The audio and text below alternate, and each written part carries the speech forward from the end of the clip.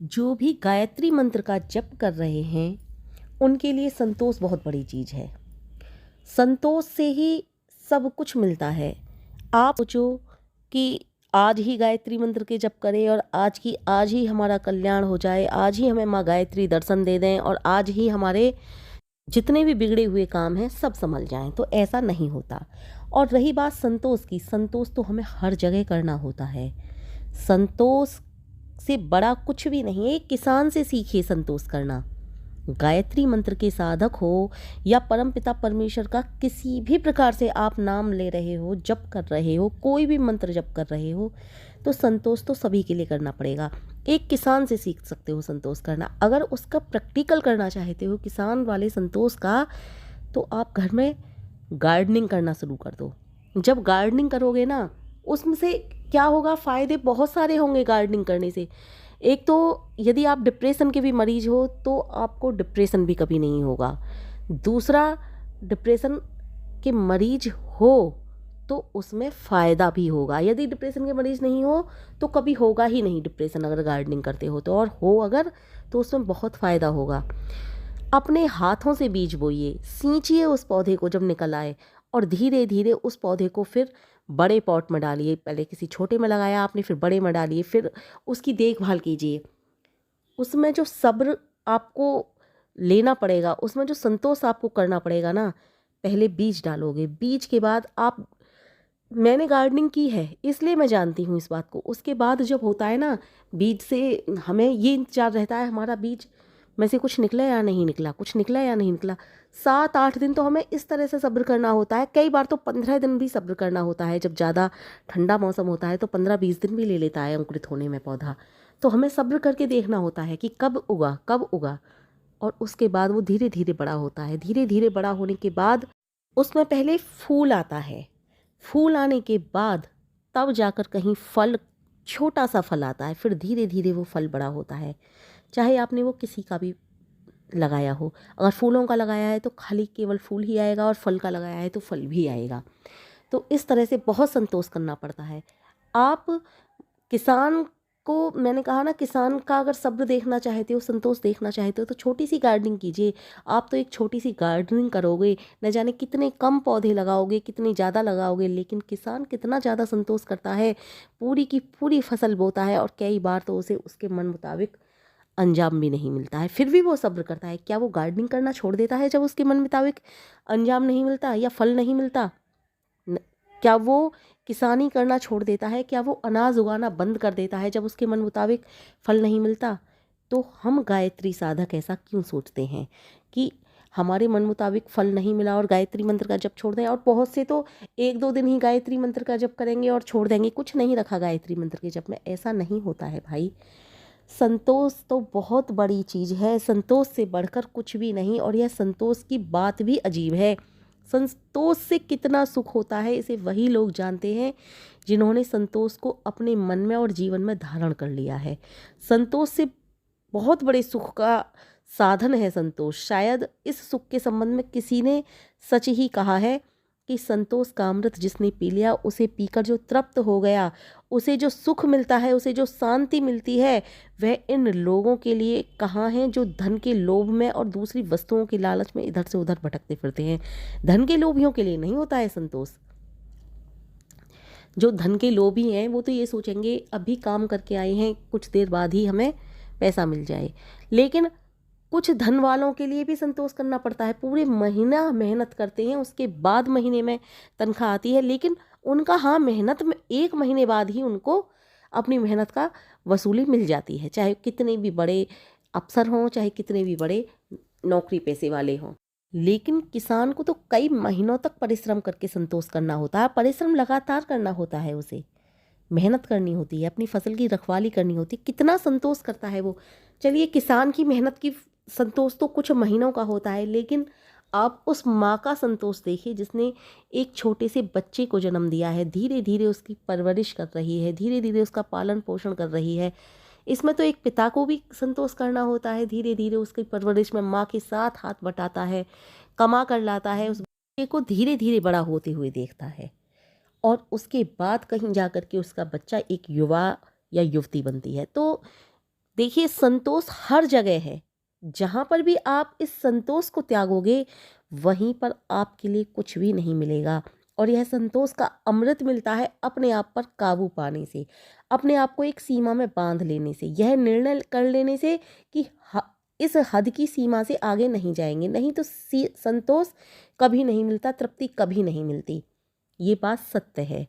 और संतोष हर किसी के लिए है, गायत्री साधकों के लिए ही नहीं कह रही मैं। गायत्री साधकों को तो बहुत संतोष करके गायत्री मंत्र का जप करना होता है, परमात्मा की भक्ति के लिए बहुत संतोष होकर के परमात्मा की भक्ति करनी होती है। ये संतोष तो हर किसी के लिए है। मैंने गार्डनर की आपको जानकारी दे दी, किसान की दे दी, माता पिता की दे दी। माता पिता कितना संतोष करते हैं अपने बच्चे के लिए, लेकिन जो ब्रह्मचर्य व्रत का पालन कर रहे हैं उनके लिए संतोष, उनके लिए तो बेहद जरूरी है संतोष। जो ब्रह्मचर्य व्रत का पालन करके गायत्री मंत्र का जप करते हैं, मैंने इस पर एक वीडियो बनाई है, उनके लिए तो सोने पर सुहागा हो जाता है। तो ब्रह्मचर्य व्रत के लिए बहुत ज़्यादा ज़रूरी है कि संतोष किया जाए। एक बार संतोष खत्म, वहाँ ब्रह्मचर्य व्रत नष्ट हो जाता है। फिर करिए दूसरी बार से जी ब्रह्मचर्य व्रत का पालन। तो एक बार कहा था महात्मा विदुर ने, महाभारत में समझाते हुए, या विदुर नीति में लिखा है उन्होंने, कि आग में लकड़ी डालते जाइए, उसकी भूख कभी नहीं मिटेगी। समुद्र में हजारों नदियां पहुंच जाएं तो भी उसकी प्यास नहीं बुझती। मौत सभी प्राणियों को खा ले तो भी उसका पेट नहीं भरता। स्त्री को पुरुष से और पुरुष को स्त्रियों से कभी तृप्ति कभी नहीं होती। तृप्ति का एकमात्र साधन संतोष है। अपने लिए हद में, सीमा में बांध लेना, यह निर्णय कर लेना कि इस हद की सीमा से बाहर नहीं जाएंगे, यही संतोष है। इससे बड़ा संतोष कुछ भी नहीं। तो ये ब्रह्मचर्य व्रत के वाले जो पालन कर रहे हैं उनके लिए बहुत ज़रूरी है। ब्रह्मचर्य व्रत का पालन करके गायत्री मंत्र का जप किया जाए तो बहुत जल्दी सफलता मिलती है, ये बात सत्य है। और ब्रह्मचर्य व्रत के जो फायदे इंसान के लिए होंगे, गुलाब की भांति खिल जाएगा वो। लोगों के, उसके चेहरे पर जो ब्रह्मचर्य व्रत का पालन करता है, चमक रहती है। एक तो गायत्री मंत्र का साधक बन जाता है वो, और ऊपर से ब्रह्मचर्य व्रत का पालन कर रहा है, तो दुगना उत्साह है, दुगनी चमक। संसार में किसी भी व्यक्ति के पास वो उत्साह, वो तेज, वो अनोखापन नहीं होगा जो उस व्यक्ति के पास होगा। ये बात सत्य है। स्वामी सर्वानंद जी महाराज एक बार लाहौर आए थे, तो भाषण देते हुए उन्होंने लगभग हर भाषण में एक कहानी सुनाया करते थे कि एक माली था, बहुत यत्न और परिश्रम से उसने गुलाबों के फूलों का एक बाग लगाया था। बहुत से फूल लगाए थे उसमें। एक दिन उसने कोई 5-6 मन फूल तोड़े, उन्हें एक बहुत बड़े पतीले में रख दिया, कुछ पानी डाला, फूलों को मसल दिया, तब पतीले के नीचे आग जला दी, फूल गल गए। भाप बनी तो उस पतीले के ऊपर अर्क निकलने का बर्तन रख दिया। कोई 16 बोतल का गुलाब का अर्क निकला होगा। उसने उस अर्क को फिर से भट्टी पर रखा और अब की बार 8 बोतल अर्क निकला। उसने 8 बोतल अर्क को फिर से भट्टी पर रखा और अर्क निकाला, आपके 4 बोतल निकला, और 4 बोतल को फिर से भट्टी पर रखा, फिर से अर्क निकाला, आपके 2 बोतल रह गया। फिर भट्टी पर चढ़ाया, तब 1 बोतल अर्क रह गया, और फिर वह अर्क लेकर के आया, अर्क चढ़ाया तो वो गुलाब का इत्र बन चुका था। तब उस माली ने क्या किया कि बोतल को उठाकर वह एक गंदी नाली के पास पहुंचा, वहां सारा का सारा इत्र गंदी नाली में फेंक दिया, बोतल को तोड़ दिया और घर चला आया। स्वामी सर्वानंद जी कहा करते थे कि आजकल के लोग भी ऐसा ही करते हैं। गृहस्थाश्रम को इसलिए शुरू किया गया कि दुनिया चलती रहे, और गृहस्थाश्रम इसलिए चलाया गया कि ये जीवन का सफ़र बहुत लंबा है। अकेला व्यक्ति से 2 व्यक्ति भले, दोनों एक दूसरे के जीवन का साथ निभाएं, साथी बने। लेकिन आप सोच रहे होंगे वो तो बड़ा मूर्ख था माली, उस माली ने इतना ज़्यादा मेहनत करी और सब कुछ फेंक आया। लेकिन सर्वानंद जी महाराज कहते थे यही तो आज का मनुष्य भी कर रहा है।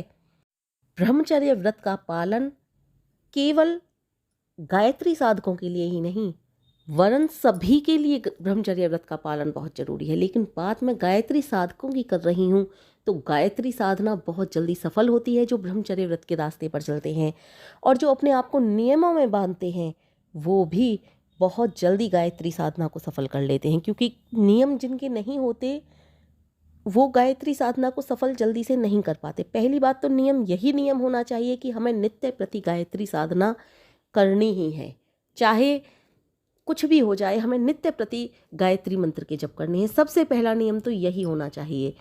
दूसरा, आप ब्रह्मचर्य व्रत का पालन कर रहे हो, बहुत अच्छी बात है, इससे अच्छी बात कुछ हो ही नहीं सकती यदि गायत्री साधना के साथ आप ब्रह्मचर्य व्रत का पालन कर रहे हो। और नहीं कर रहे हो तो भी आपको नियम यही बनाना है कि आपको नित्य प्रति गायत्री मंत्र के जप करने हैं। अच्छे से शरीर को ठीक रखने के लिए आवश्यक है कि व्यायाम भी करने हैं, योगा भी करना है, समय पर खाना है, समय पर सोना है, समय पर जगना है, उचित काम करने हैं, उचित व्यायाम करने हैं। ऐसा करने से स्वास्थ्य भी अच्छा रहेगा, दिल के अंदर खुशी भी रहेगी, मस्तिष्क में तनाव नहीं रहेगा। और आप इस तरह से करोगे तो आपकी गायत्री साधना भी सफल होगी। और संतोष और सब्र की बात रही तो वो तो आपको करना ही पड़ेगा, क्योंकि संतोष और सब्र सबसे बड़ी चीज़ है। यदि संतोष और सब्र ही नहीं मनुष्य को, तो मनुष्य कुछ भी नहीं कर सकता, यानी कि कुछ भी नहीं तो कुछ भी नहीं कर सकता। संतोष सब्र से बढ़कर कुछ भी नहीं है संसार में।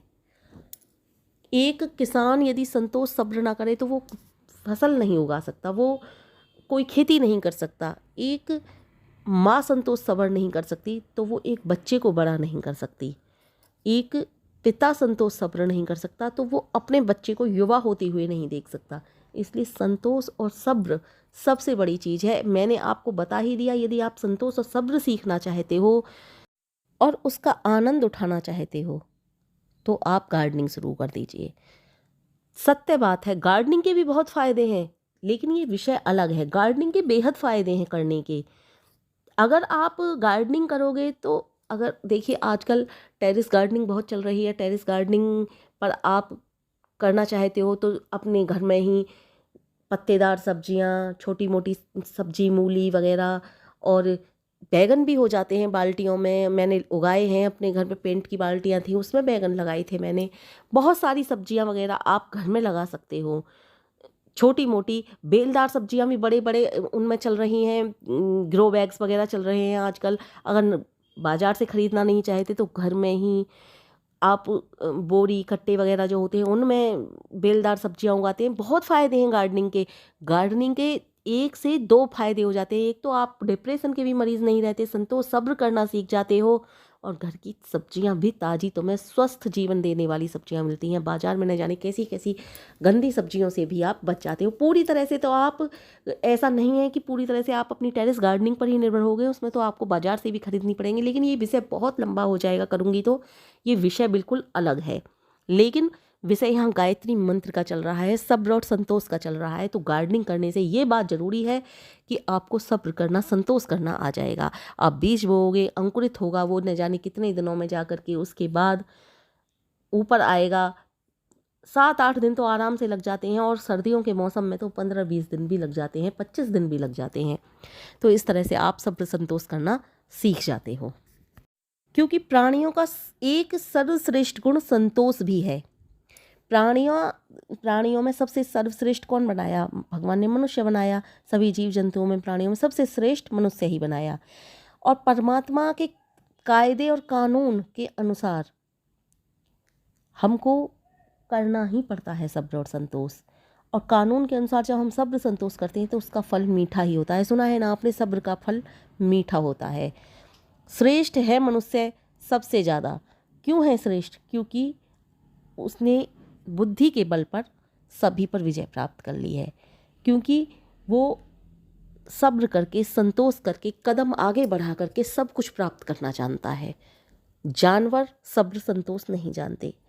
जानवर के आगे एक आप डाल दीजिए रोटी का टुकड़ा, वो सब्र नहीं करेंगे, एकदम से टूट करके पड़ेंगे, आपस में लड़ाई झगड़ा करने पर पड़ेंगे। यही आज का मनुष्य भी हो रहा है। वो भी जानवरों की भांति रुपये के लिए, पैसे के लिए एक दूसरे का कत्ल कर रहा है। जानवर तो आपस में लड़ते ही हैं, कई बार एक दूसरे को मार भी डालते हैं, लेकिन जानवरों से भी बदतर मनुष्य की हालत हो गई है।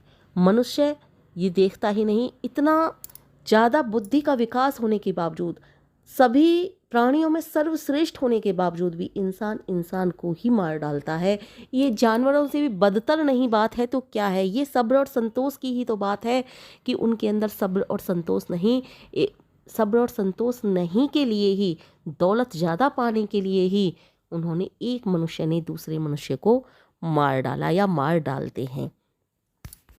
और एक बात और पते की बताती हूँ, यदि आपके अंदर बिल्कुल सब्र संतोष नहीं है और आप करना भी नहीं जानते सब्र संतोष, तो एक ही उपाय कर लीजिए, केवल गायत्री मंत्र के जप आप नियम से कर लीजिए। एक नियम तो बना लीजिए, कम से कम बस एक यही नियम बना लीजिए कि आपको नित्य प्रति गायत्री मंत्र के जप करने हैं, नित्य प्रति करने हैं। सब्र और संतोष करना भी आप सीख जाओगे।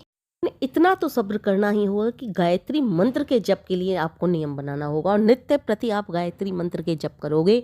इस नियम को बना करके आगे बढ़ना होगा। अगर आपके अंदर बिल्कुल सब्र संतोष नहीं, तो इतना सब्र तो आपको करना ही होगा कि गायत्री साधक को सब्र भी गायत्री मंत्र के जप के जरिए ही सब्र करके ही मिलेगा सब्र, क्योंकि गायत्री मंत्र सब कुछ देने वाला है। एक आपको मैं क्या बताऊं, एक बहुत ज़्यादा अवगुणों की खान व्यक्ति हो, बहुत ज़्यादा अवगुणों की खान व्यक्ति हो, वो भी यदि गायत्री मंत्र से प्रभावित होकर, गायत्री मंत्र की बातों से प्रभावित होकर गायत्री मंत्र का जप करना शुरू कर दे, तो उसके भी अवगुण खत्म होने लगते हैं। ये बात सत्य है। पहली बात तो ये है कि कोई भी इस तरह का व्यक्ति जो सुधरने वाला ही ना हो, वो गायत्री मंत्र का जप करना शुरू कर दे किसी से प्रभावित होकर, तो वो कोई ऐसा कारण ही नहीं जो वो अपने आप को परिवर्तित ना कर सके। ऐसा कुछ हो ही नहीं सकता कि गायत्री साधक और उसमें भी परिवर्तन ना आए, ऐसा हो ही नहीं सकता। इसीलिए गायत्री मंत्र सर्वोपरि है, महामंत्र है। इसीलिए गायत्री मंत्र की विशेषताएं मैं वर्णन नहीं कर सकती, इतनी ज़्यादा गायत्री मंत्र में विशेषताएं हैं। गायत्री मंत्र सर्वोपरि है। गायत्री मंत्र से ऊपर मैंने कोई मंत्र नहीं देखा। गायत्री मंत्र की विशेषताएं तो ऋषियों ने, मुनियों ने, महर्षियों ने की है। मैं तो क्या चीज़ हूँ जो मैं ये कह रही हूँ कि मैंने गायत्री मंत्र से ऊपर कुछ नहीं देखा। मैंने ही नहीं, ऋषियों और मुनियों और महर्षियों के ये कथन है कि हमने भी गायत्री मंत्र से ऊपर कोई मंत्र नहीं देखा। इसीलिए गायत्री मंत्र को महामंत्र कहते हैं। इसीलिए मैंने कहा, जो अवगुणों की भी खान होता है व्यक्ति, वो भी गायत्री मंत्र से गुणवान बन जाता है, वो भी गायत्री मंत्र से व्यक्ति विशेष बन जाता है, वो भी गायत्री मंत्र से जिसके अंदर बिल्कुल सब्र ना हो, सब्र करना सीख जाता है।